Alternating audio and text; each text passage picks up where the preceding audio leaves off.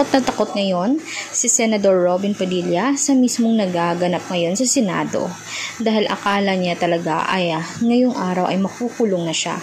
Bagamat meron na talagang lumalabas na ebidensya na siya ay hindi na maaaring makakawala pa sa mga investigasyon at mismong mga ibinabato sa kanya.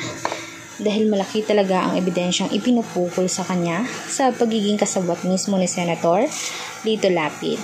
Gayon din naman dito nalaman na isa din pala siya sa organisasyon ng Pogo na pinamamahalaan mismo ng mga malalakas at mayayamang mga negosyante at mismo nakaupo din sa batas.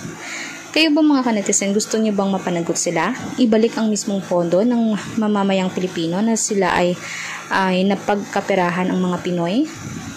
Ano ba sa tingin nyo ang maaaring mangyari kapag ibinalik na nila? Siguro ay mas sasaya pa ang mga Pilipino at dapat ipasara na talaga ang Pogo na iyan, ang organisasyon nila na sobrang laki na makikita sa Makati, na makikita din sa Pampanga, sa Tarlac. Lahat na lang ng sulok ng mundo parang meron silang illegal gambling na pinapalaganap.